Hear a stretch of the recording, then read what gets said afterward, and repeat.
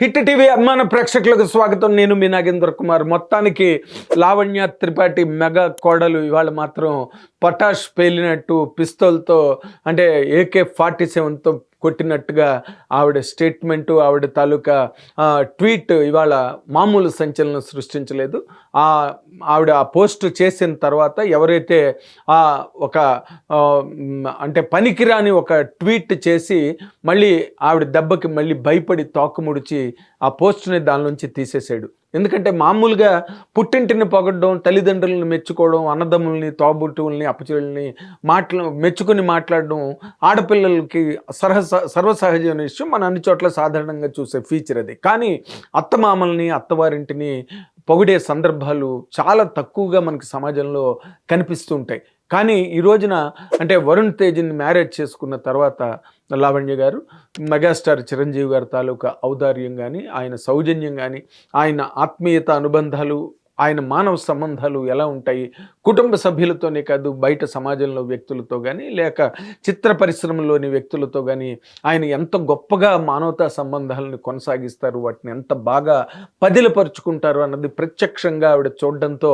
ఆవిడకి ఇవాళ కడుపు మండి ఇవాళ ఆ ట్వీట్ చేయడం జరిగింది. ఎంత అద్భుతమైన, ఎంత అర్థవంతమైన, సమర్థవంతమైన రీతిలో ఆవిడ మాట్లాడడం అన్నది నిజంగా ఆశ్చర్యం కలిగించే విషయమే. ఎందుకంటే ఆవిడ ఏం చెప్పారు, మీకు తెలియని వాళ్ళ గురించి మాట్లాడకండి అని చెప్పారు. ఇక్కడ తెలియడం తెలియకపోవడం కాదు, ఒక్కటే అక్కస్సు అసూయ. మెగాస్టార్ చిరంజీవి గారి ఇంట్లో చీమ చిటుక్కుమన్నా కూడా దాని మీద చిలవలు పలవలుగా దాన్ని నానా రకాల అరాచకాలని వాటిని జోడించి ట్వీట్లు చేయడం, లేకపోతే పోస్టులు పెట్టడం, లేకపోతే యూట్యూబ్లో వీడియోల కింద పెట్టడం, లేకపోతే ఫేస్బుక్లో పెట్టడం అన్నది ఇవాళ రేపు చాలా పెద్ద రివాజ్ అయింది. దాని వెనకాతలు వాళ్ళ తాలూకా ఐడెంటిటీ క్రైసిస్ కూడా ఉంది. ఏదైనా మెగాస్టార్ చిరంజీవి గారిని అన్నప్పుడే కదా వాళ్ళకి ఏదైనా చిన్న గుర్తింపు వచ్చేది. ఎవడన్నా అనామకుడిని, అనాథని, రోడ్డు దారిపోయే దానయ్యనంటే వాళ్ళకి ఏం గుర్తింపు ఉంటుంది? ఒకటి. రెండు, ఈ పేటీఎం బ్యాచ్ వాళ్ళు కూడా ఒకళ్ళు తయారయ్యారు. వాళ్ళ అకౌంట్లు ఇంకా సెటిల్ అవ్వలేదంటే వాళ్ళకి పుచ్చుకున్న డబ్బులకి, వాళ్ళు చేసిన సర్వీస్కి ఎక్కడ కూడా పొంతం లేదు. ఈయనేమో మెగా విజయాల ఎక్కడ ఆగట్లేదు, బ్రహ్మాండంగా వరుస విజయాల మీద విజయాలు కొట్టుకుంటూ వస్తూ ఉన్నారు. అండ్ ఈ అక్కస్ని ఎలా దాచుకోవాలో తెలియక శుభకార్యం జరిగిన ఒక శుభ పరిణామం వాళ్ళ ఇంట్లో, మెగాస్టార్ గారి ఇంట్లో చోటు చేసుకున్నప్పటికీ కూడా వాటిని కూడా జీర్ణించుకోలేక, తట్టుకోలేక, సహించలేక నానా రకాల దుర్భాషలతో దుష్ప్రచారం చేయడం కోసం ఒడిగడుతున్న ఒక బ్యాచ్, సైకో సాడిస్ట్ బ్యాచ్. నేను మొన్న చెప్పినట్టుగా వీళ్ళు ఎప్పటికప్పుడు తలపడుతూనే ఉన్నారు. అండ్ వాళ్ళకి తల తీసినంత పని అవుతోంది. ఏదో ఒకటి అనడం, మొట్టికాయలు తినడం, అందరి చేత తిట్లు, చివాట్లు, నానా శాపనార్థాలు తినడం అన్నది ఆ పేటీఎం బ్యాచ్ వాళ్ళకి అలవాటు అయిపోయింది. ఇప్పుడు ఆయన వారసుడు కోరుకొని ప్రపంచంలో ఎవరు ఉండరు. నిన్న కూడా నేను ఎప్పుడో చెప్పా, ఆడపిల్ల పుట్టిన చోట మగపిల్లడు కావాలనుకుంటారు, మగపిల్లడు పుట్టిన చోట ఆడపిల్ల కావాలనుకుంటారు. ఎందుకంటే ఆడపిల్ల మగపిల్ల ఇద్దరు ఉంటే ఆ ఇంటికి మంచిదని. అంతే తప్పితే ఆడపిల్లల్ని పుడితే వాళ్ళని నిరాదరిస్తారు, వాళ్ళని నిర్లక్ష్యం చేస్తారు, వాళ్ళ మీద నీరసభావం ఉంటుందని కాదు ఉద్దేశం. ఇప్పుడు ఏమిటి తక్కువైంది మెగాస్టార్ చిరంజీవి గారి ఇంట్లో ఆడపిల్లలకి? లాస్ట్ ఇయర్ ఏమో నేను మొన్న చెప్పా, కొన్నిదేళ్ళ నీహారిక నాగబాబు గారి, మెగా బ్రదర్ నాగబాబు గారి అమ్మాయి బ్రహ్మాండమైన రికార్డులు క్రియేట్ చేసింది. కమిటీ కుర్రాళ్ళు లాంటి ఒక పెద్ద హిట్, కొత్త వాళ్ళందరితో చేసి పెద్ద హిట్ కొడితే, ఈ ఏడాదేమో కొణిదెల సుస్మిత్ గారు సాక్షాత్తు మెగాస్టార్ చిరంజీవి గారు తనే ఈసారి నాన్నతోనే సినిమా తీసి అసలు నలుదిక్కుల రికార్డులు దద్దరిలే రేంజ్లో పెద్ద హిట్, ఇండస్ట్రీ హిట్, అసలు దాన్ని మించిన హిట్ లేదన్న అంత పెద్ద హిట్ ఆవిడ తీశారు. ఏమిటి తక్కువైంది వాళ్ళ ఇంట్లో ఆడపిల్లలకి? ఆవిడ అన్న మాట కరెక్ట్. ఎందుకంటే 1% కూడా అలాంటి ఆదరణ తక్కువ చోట్ల లభించడం కష్టం అన్న మాట నిజంగా లోక సహజమైన మాటే ఆవిడ చెప్పారు. దాని మీద కూడా ఒకటో రెండు పోస్టులు నేను చూశాను. అలా మాట్లాడకూడదు, చాలామంది ఉన్నారు మహానుభావులు, చాలామంది ఉన్నారు, లేరని అనట్లేదు. అందులో 100% మెగాస్టార్ చిరంజీవి గారి ఫ్యామిలీ ఆయన పాటించే, అమలు చేసే ఆ ఒక మానవతా సంబంధమైన సిద్ధాంత పరమైన ప్రవర్తన కానివ్వండి, లేకపోతే వాళ్ళని హ్యాండిల్ చేసే విధానం కానీ, ఎలాంటి సిచ్యువేషన్లో కూడా వాళ్ళకి కంచు గోడల్లాగా నిలబడి, కంచు కోటల చుట్టూరా నిలబడి వాళ్ళని ఆదరించి గుండెల్లోకి తీసుకుని వాళ్ళకి మామూలు ప్రొటెక్షను ఇవ్వలేదు మెగాస్టార్ చిరంజీవి గారు. అంత అద్భుతమైన ఒక ప్రాతిపదికని ఆయన ఆడపిల్లల విషయంలో వేసి చూపించినది సమాజం అంతటికీ తెలిసిందే. అలాంటి వ్యక్తిని పట్టుకుని అంటే ఇప్పుడు వారసుడు కోరుకోవడం అంటే ఎట్లా? ఏదో రవి అస్తమించని బ్రిటిష్ సామ్రాజ్యంలాగా అసలు విక్టరీలు అస్తమించని ఒక సామ్రాజ్యంలాగా మెగా సామ్రాజ్యం రాబోయే ఎన్ని సంవత్సరాలు ఉంటుందో కూడా ఇప్పుడు మనం ఊహించలేం. ఎందుకంటే మెగాస్టార్ చిరంజీవి గారి తర్వాత రామ్ చరణ్ గారు రావడం, ఆయన కూడా చాలా గ్రేట్ పొజిషన్కి వెళ్ళడం, తర్వాత ఇప్పుడు మళ్ళీ ఆయన ఇంకొక 30-40 సంవత్సరాలు కనుక ఆయన చిరంజీవి గారి బ్యాట్ని క్యారీ చేస్తే తర్వాత ఎవరు అన్నది 100% ఒక పాయింటే. ఒక సామ్రాజ్యాన్ని పరిపాలించడానికి ఓకే, సామ్రాజ్యాన్ని రాణి రుద్రమదేవి గారు లాంటి వాళ్ళు కూడా పరిపాలించారు. అలాంటి ఇన్స్టెన్సెస్ కూడా ఉన్నాయి. ఝాన్సీ లక్ష్మీబాయి గారు పరిపాలించారు, దానిలో ఏం డౌట్ లేదు. ఇప్పుడు అశ్విని దత్ గారి తర్వాత అశ్విని దత్ గారి ఆడపిల్లలు వైజయంతి సామ్రాజ్యాన్ని అలాగ కాసుకుంటూ పరిరక్షించుకుంటూ రావట్లేదా? అలాగే ఈ రోజున మెగాస్టార్ చిరంజీవి గారి తాలూకా గ్లోరియస్ చాప్టర్ ఏదైతే ఉందో, అన్ఎండింగ్ చాప్టర్ని కాపాడడానికి, కాసుకోవడానికి రేపటి తరానికి ఒక ప్రతినిధి, రేపటి తరానికి ఒక పతాకగా, ప్రతీకగా ఒక వారసుడు ఉండాలని కోరుకోవడం తప్పు కాదు. అలాగే అభిమానులందరూ కూడా ఆ విషయాన్ని చాలా సీరియస్గా పర్సనల్గా తీసుకుని ఈ అకేషన్ కోసం అందరూ వెయిట్ చేశారు. ఈ ఒక రకమైన ఆవిడ లావణ్య గారు అన్నట్టు ఆనందకరమైన విషయాలని చాలా అంటే పరమనీచంగా తయారు చేయడానికి చేసే ట్రయల్ని వాళ్ళని ఇంకా మనం ఏం అనలేం. ఓ పక్కనేమో వాళ్ళ అభిమానులు వాళ్ళు ఏమి హాస్పిటల్ ప్రెమిసెస్లో క్రాకర్స్ పేల్చలేదు, బయట రోడ్డు మీద పేల్చారు. నేనున్నాను అక్కడ. బయట పేల్చుకున్నారు. బయట పేల్చుకున్న దాని మీద కూడా ట్వీట్లు చేసి వీళ్ళేదో మామూలు సమాజ సంస్కర్తల్లాగా సాంఘిక సంస్కరణల కోసం నడుము కట్టి పాటుపడిపోతున్నట్టుగా, లేదా వాళ్ళే అసలు హాస్పిటల్ రోగులు ఏం చిరంజీవి గారికా చెప్తారు, లేదా చిరంజీవి గారి అభిమానులకు చెప్తారా మీరు?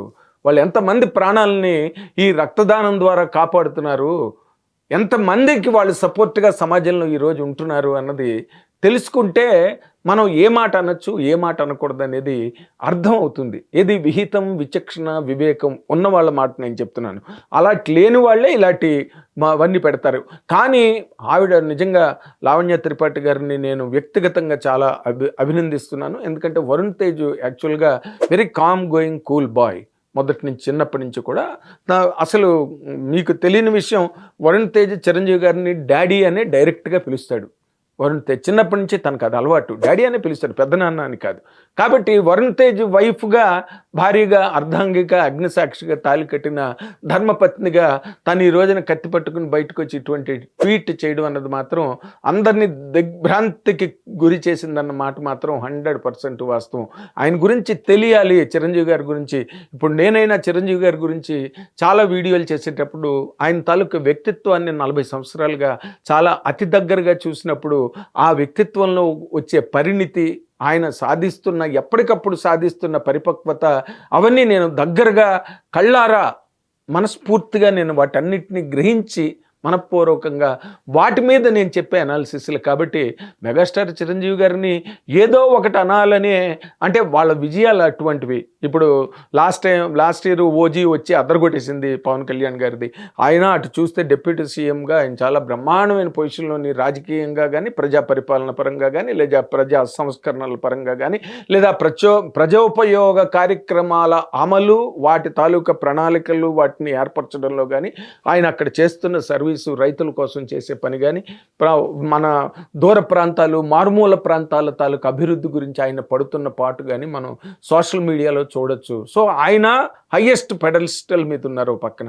ఇంకో పక్కనేమో రామ్ చరణ్ గారు బ్రహ్మాండమైన పొజిషన్లోకి వచ్చారు. రేపు ఎంత పెద్ద హిట్ అవుతుందో. ఇప్పుడు వీళ్ళకి గడ్డు రోజులు ప్రారంభం అయిపోయినాయి. గడ్డు రోజులు అయితే వాళ్ళకి, ఎందుకంటే అన్నీ తెలుసు వాళ్ళకి. మెగాస్టార్ తాలూకు స్టామినా తెలుసు, అవతల పవన్ కళ్యాణ్ గారి స్టామినా తెలుసు, యువతలేమో రామ్ చరణ్ గారి స్టామినా తెలుసు.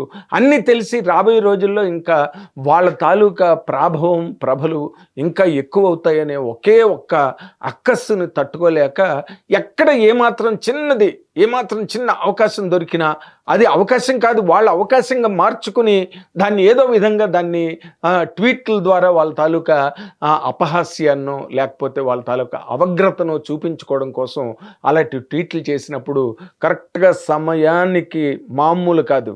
అంటే ఈ రోజున కత్తి పెట్టి కొడితే కత్తివేటికి నెత్తురు చుక్క లేదంటారే, అలాగా తయారయ్యారు ఇవాళ లావణ్య త్రిపాఠి గారు మాట్లాడిన మాటలతో. చాలా గ్రేట్ మూమెంట్ ఈ రోజున. ఎందుకంటే ఈ రోజున మెగా ఫ్యామిలీ నుంచి బయటకు వచ్చి నోరెత్తి ట్వీట్ చేసి మాట్లాడిన మొట్టమొదటి మహిళగా లావణ్య త్రిపాఠి గారు, వరుణ్ తేజ్ గారి ధర్మపత్నిగా తను చూపించిన ఆ తెగువ, ఆ చొరవ మాత్రం చాలా గొప్పవి, అభినందనీయవి అని మనం అందరూ ఒప్పుకోవాల్సిన సందర్భం. దెబ్బకి అతను ఎవడో పెట్టినవాడు దెబ్బకి ఆ పోస్ట్ తీసేసి తోక ముడుచుకుని పారిపోయాడనమాట. ఇలాంటి పరిస్థితులు ఇంక రాబోయే రోజుల్లో ఇంకా తయారవుతాయి. సిగ్గు లజ్జ లేదు. ఎన్ని తిట్టండి, ఎన్నిసార్లు మీరు వాళ్ళ అవమానాలకు వాళ్ళు గురవుతున్నప్పటికీ కూడా సిగ్గు శరం అన్నది మానేసి వదిలేసి వాళ్ళు పూర్తిగా పచ్చిగా దారుణంగా తయారయ్యారు. దీన్నే ఇలాంటివి మానుకోకపోతే వాళ్ళ విజయాల ఆగవు. మీరా వాళ్ళని ఆపలేరు.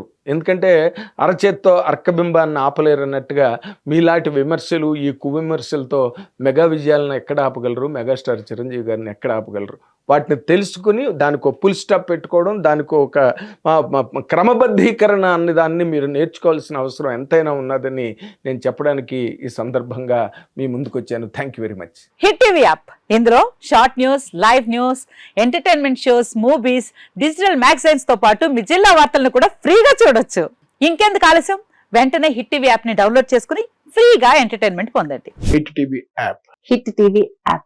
Please download hit TV app. Hit TV app ని ఫ్రీగా డౌన్లోడ్ చేసుకొని ఎంజాయ్ చేయండి. మీకు నచ్చిన ఎంటర్టైన్మెంట్ కోసం హిట్ టీవీ యాప్ ని ఫ్రీగా డౌన్లోడ్ చేసుకొని ఎంజాయ్ చేయండి. హిట్ టీవీ యాప్ ని డౌన్లోడ్ చేసుకుని ఆస్వాదించండి, ఆశీర్వదించండి. ఇంతమంది సెలబ్రిటీలు హిట్ టీవీ యాప్ ని డౌన్లోడ్ చేసుకోండి అని చెప్తున్నారంటే ఎంత మంచి యాప్ ఆలోచించండి. అమెరికా అమెరికా అమెరికా అమెరికాలో చదవాలనుకునే వాళ్ళకి విశ్వసనీయమైన పేరు మన శౌర్య కన్సల్టెన్సీ. UK లో 1 year masters. UK లో 1 year masters. 2 years work permit up to 5 years visa. Contact Saurya Consultancy. Contact 89851 89851.